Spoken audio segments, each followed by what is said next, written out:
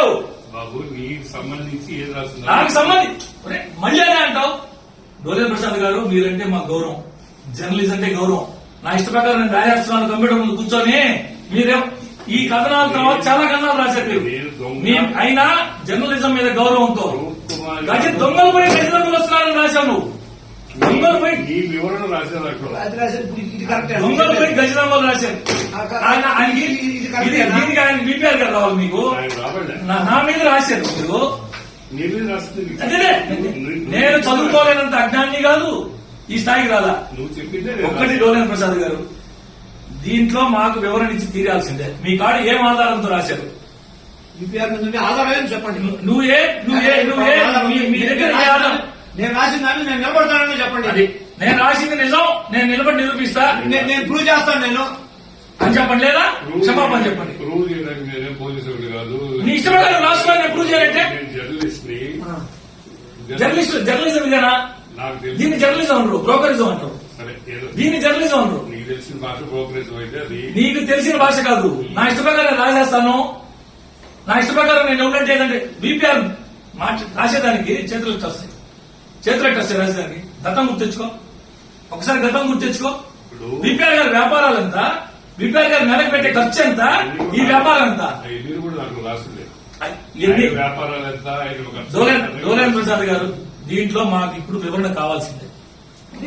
BPR చేసి మీరు prove చేయగలరా?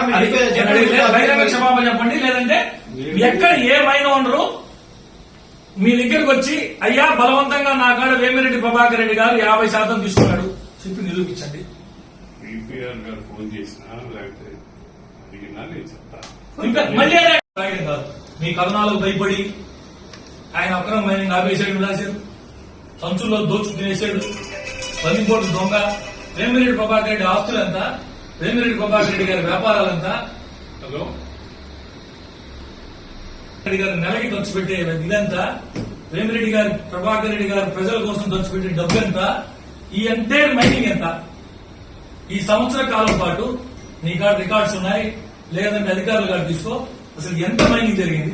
ఎన్నికలకు ముందే ఆయన ప్రణాళిక రచించాడు. ఆయన గురించి తెలిసి నువ్వు రాస్తున్నారా? మీరు ఇంతకంటే మాట్లాడితే వేరే విధంగా ఉంది. నీ కాడ మీరు చెప్పి తీరాల్సిందేది. మీరు నేను కాము కూర్చో ఉంటారంటే కుదరదు. మీరు చెప్పి తీరాల్సిందే. మీరు మీ దగ్గర ఆధారాలు పోదామండి, సైదాపురం పోదామండి. ఎక్కడ వేమిరెడ్డి ప్రభాకర్ రెడ్డి అక్రమ మైనింగ్ చేశాడు?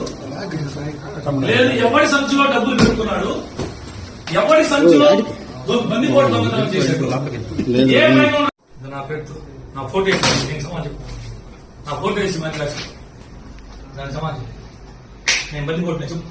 ఫోన్ వస్తుంది, అవి ఫోన్ వస్తే తీసి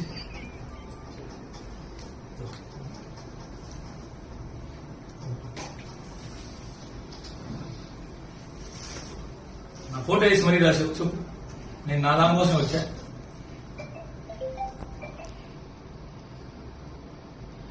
చెప్పు. నేను వేమిరెడ్డి ప్రభాకర్ రెడ్డి గారి కోసం రాలా, నా కోసం వచ్చాను.